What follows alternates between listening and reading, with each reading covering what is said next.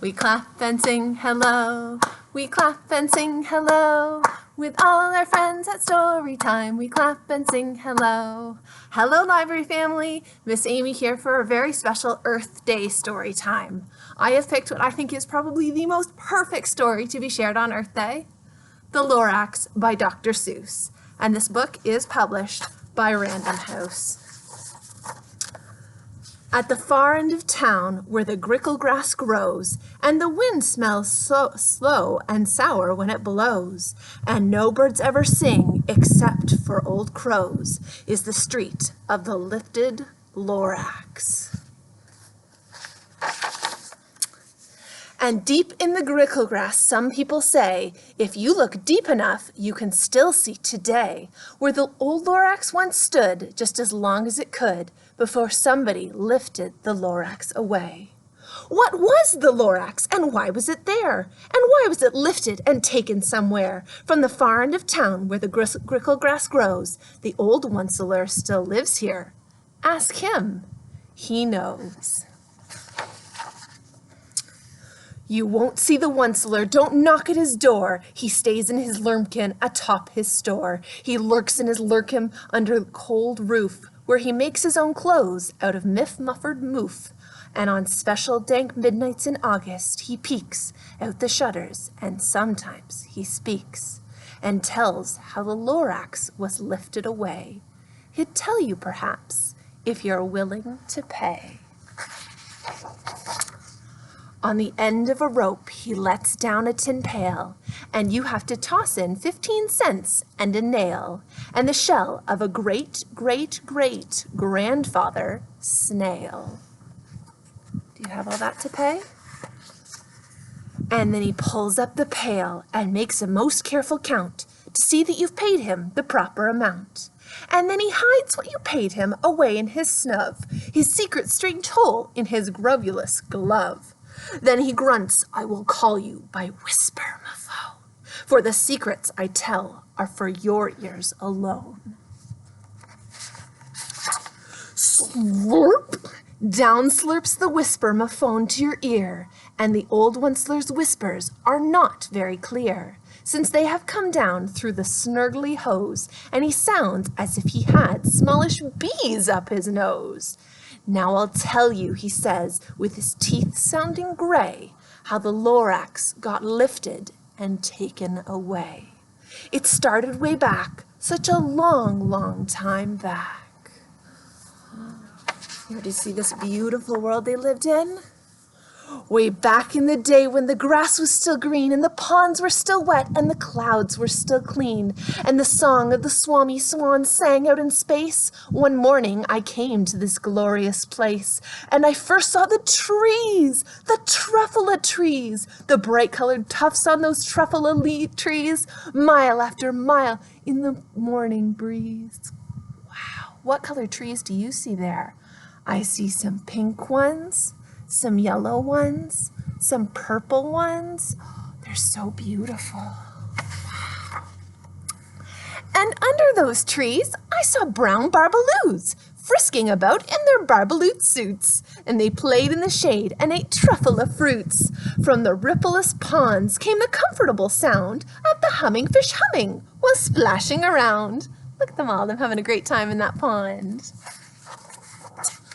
But those trees, those truffula trees. All my life I'd been searching for trees such as these. The touch of their tufts was softer than silk, and they had the sweet smell of fresh butterfly milk. What do you suppose that would smell like? Fresh butterfly milk. I felt a great leaping of joy in my heart. I knew just what I'd do. I unloaded my cart. Now, if you haven't read this story before, do you know what he's going to do? He loves the smell of those trees. What could he do with those trees? In no time at all, I had built a small shop. Then, I chopped down a truffula tree with one chop. It took great skillful skill with great speedy speed. I took the soft tuft and I knitted a thneed. What's a thneed? I have no idea what this is. The instant I finished, I heard a gazump. So I looked, and I saw something pop out of a stump of the tree that I chopped down. It was sort of a man. Describe him? That's hard. I don't know if I can. He was shortish and oldish and brownish and mossy. He spoke with a voice that was sharpish and bossy. Do you know who that is? Mister, he said with a sawdusty sneeze, I am the Lorax, and I speak for the trees have no tongues, and I'm asking you, sir, at the top of my lungs. He was very upset as he shouted and puffed, what's that thing you've made out of my truffle tuft? Oh my goodness, what is that thing? Look, Lorax, I said, there's no cause for alarm. I chopped down just one tree. I'm doing no harm. I'm being quite useful. This thing is a thneed. A thneed is a fine something that all people need. It's a shirt, it's a sock, it's a glove, it's a hat. It has other uses, yes, far beyond that. You can use it for carpets, for pillows, for sheets, or curtains or covers for bicycle seats. The Lorax said, Sir, you are crazy with greed. There is no one on earth who would buy that fool thneed. Oh, my goodness.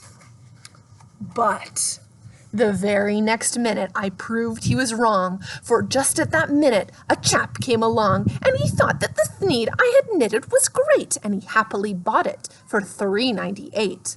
I laughed at the Lorax. You poor stupid guy. You can never tell what some people will buy. Oh no, this isn't good. I repeat, cried the Lorax, I speak for the trees. I'm busy, I told him. Shut up, if you please. I rushed across the room and in no time at all built a radio phone, and I put in a quick call.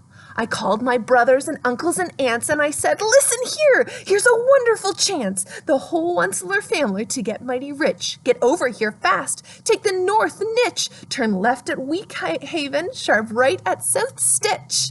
It's called his whole family in to come and help him out.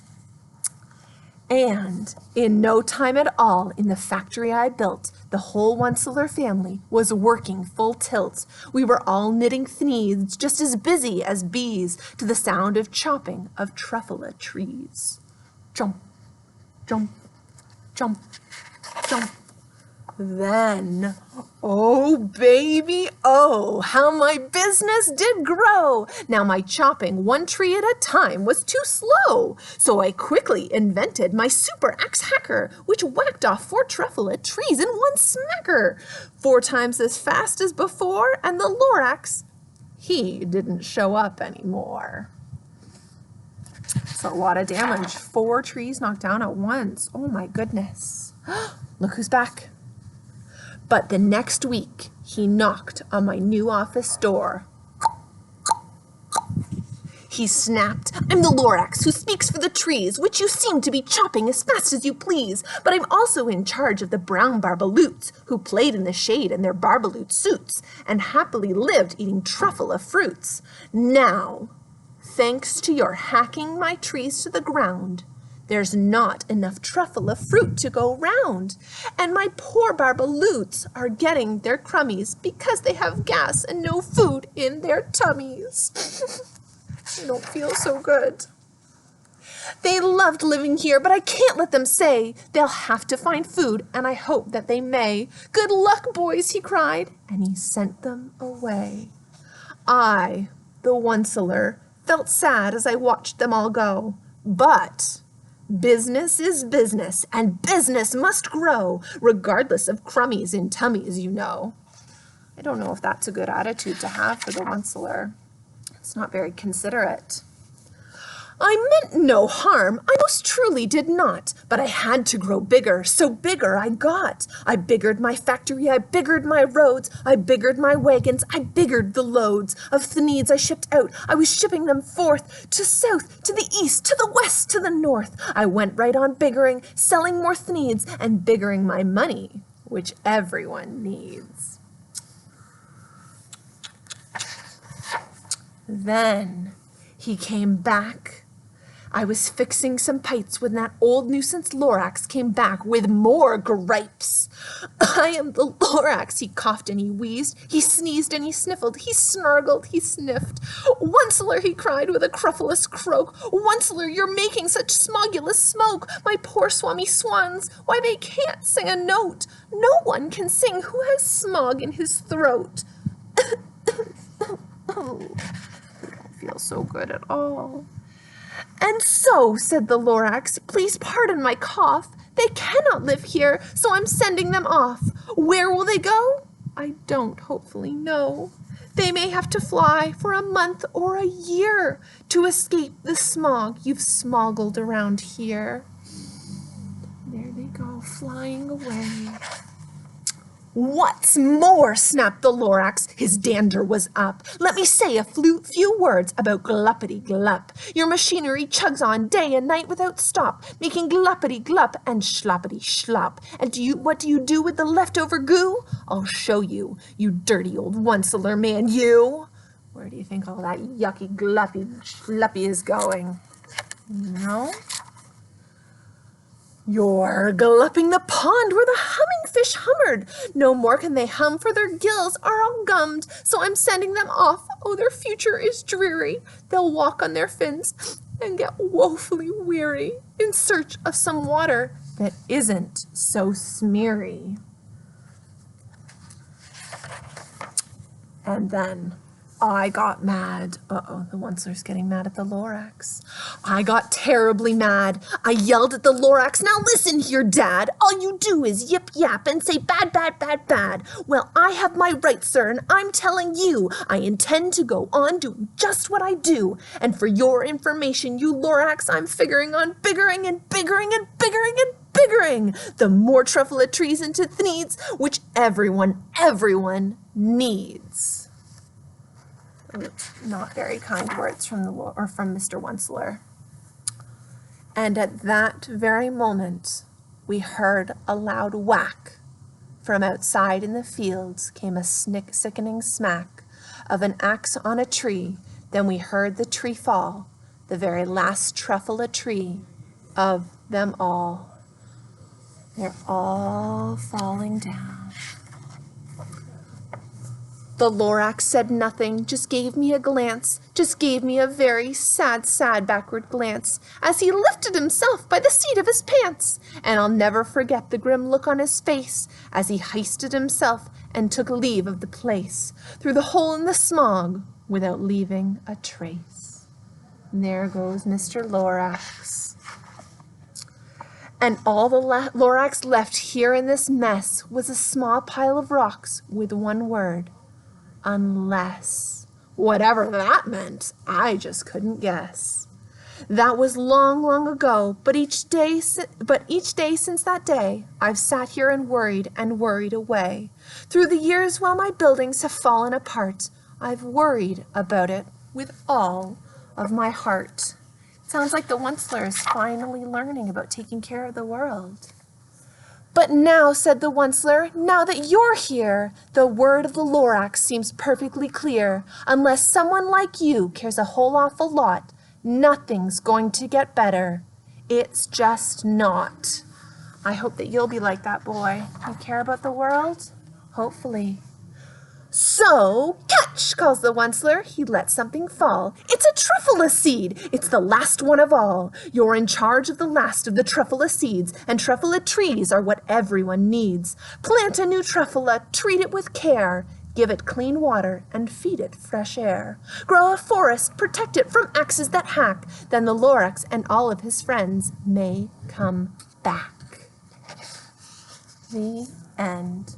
So friends, today is Earth Day, and the future starts now, just like my shirt says. And so please, I want you to go out there today and be the future. Maybe that means that you're going to help plant a garden. Maybe that means that you're going to put on some gloves and help pick up some garbage. Maybe that means you're just going to go for a walk in the forest and enjoy the beauty that is around us.